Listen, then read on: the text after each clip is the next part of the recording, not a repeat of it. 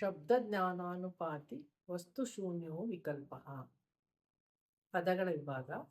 ಶಬ್ದಜ್ಞಾನ, ಅನುಪಾತಿ, ವಸ್ತುಶೂನ್ಯ, ವಿಕಲ್ಪ.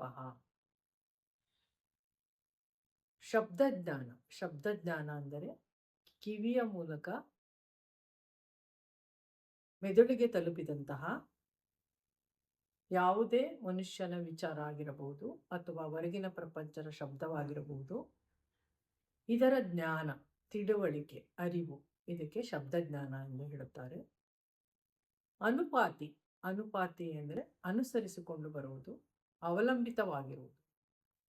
ವಸ್ತುಶೂನ್ಯ, ವಸ್ತುವಿನ ಅಭಾವ, ವಸ್ತುವಿನ ಗೈರು ಹಾಜರಿ, ವಸ್ತುವಿಲ್ಲದೆ ಅದರ ಬಗ್ಗೆ ಇರುವಂತಹ ತಿಳುವಳಿಕೆ.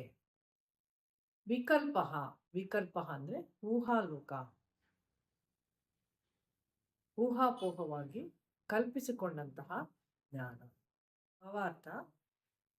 ಪತಂಜಲಿ ಮಹರ್ಷಿಯವರು ಈ ಸೂತ್ರದಲ್ಲಿ ವಿಕಲ್ಪ ಅಂದರೆ ಕಲ್ಪನೆಗಳಿಂದ ರೂಪಿತವಾಗಿರುವಂತಹ ಚಿತ್ತವೃತ್ತಿ.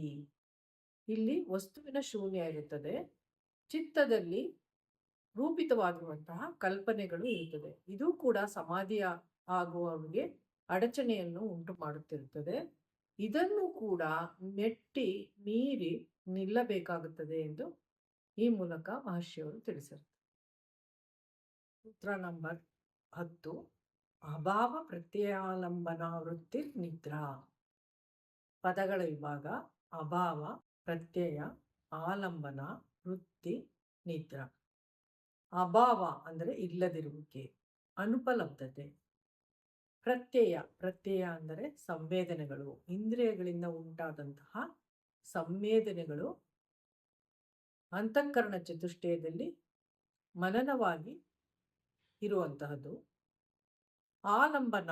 ಆಲಂಬನ ಅಂದರೆ ಆಶ್ರಯ ಪಡೆದುಕೊಂಡಿರುವಂಥದ್ದು, ಅವಲಂಬಿಸಿರುವಂಥದ್ದು, ಇನ್ನೊಬ್ಬರ ಆಶ್ರಯದಲ್ಲಿ ಇರುವಂಥದ್ದು. ವೃತ್ತಿ. ವೃತ್ತಿ ಅಂದರೆ ನಿರರ್ಥಕವಾಗಿ ಯಾವುದೇ ಪ್ರಯೋಜನವಿಲ್ಲದಿದ್ದರೂ ಅನವರತ ಪ್ರಯತ್ನ ಮಾಡುತ್ತಾ ಇರುವುದು. ನಿದ್ರಾ.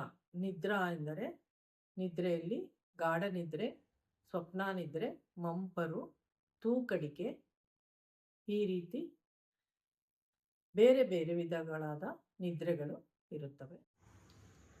ಭಾವಾರ್ಥ. ನಿದ್ರೆ ಎಂಬುದು ಕೂಡ ಒಂದು ಚಿತ್ತ ವೃತ್ತಿಯಾಗಿರುತ್ತದೆ. ಅಂತಃಕರಣ ಚತುಷ್ಟಯ, ಮನಸ್ಸು ಲೌಕಿಕ ಚಟುವಟಿಕೆಯಿಂದ ಅನೇಕ ವಿಚಾರಗಳಿಂದ ಆಯಾಸಗೊಂಡಂತಹ ಸಂದರ್ಭದಲ್ಲಿ ವಿಶ್ರಾಂತಿಗಾಗಿ ಕಂಡುಕೊಂಡಂತಹ ಒಂದು ವೃತ್ತಿ ನಿದ್ರೆ.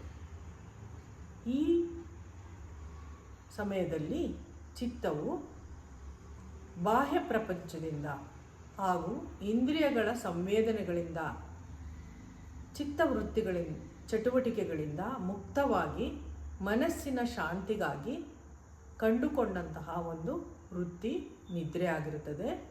ಈ ನಿದ್ರೆಯು ಮಂಪರು, ತೂಕಡಿಕೆ, ಕನಸಿನಿಂದ ಕೂಡಿದ ನಿದ್ರೆ, ಗಾಢ ನಿದ್ರೆ ಎಂಬುದಾಗಿ 4 ಸ್ತರಗಳಿಂದ ಕೂಡಿದ್ದು,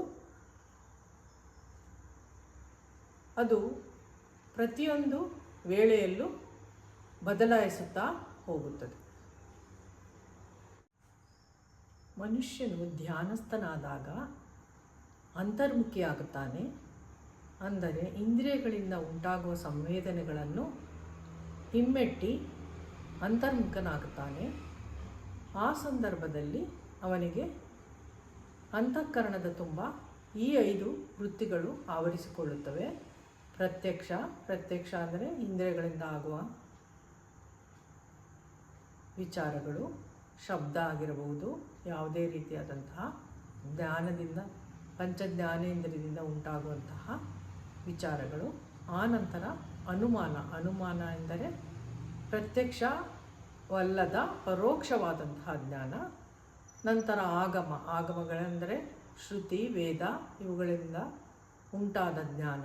ಮಂತ್ರ ಆಗಿರಬಹುದು, ಮಂತ್ರ ಪಠನೆ ಆಗಿರಬಹುದು, ಓಂಕಾರ ಆಗಿರಬಹುದು, ಇವುಗಳು ಆವರಿಸಿಕೊಳ್ಳುತ್ತವೆ. ಇವುಗಳನ್ನೆಲ್ಲ ಮೆಟ್ಟಿ ನಿಲ್ಲಬೇಕಾಗುತ್ತದೆ. ಆ ನಂತರ ಅಹಂಕಾರದಿಂದ ಮಿಶ್ರಗೊಂಡಂತಹ ಮಿಥ್ಯಜ್ಞಾನ ವಿಪರ್ಯಯ ಆವರಿಸಿಕೊಳ್ಳುತ್ತದೆ.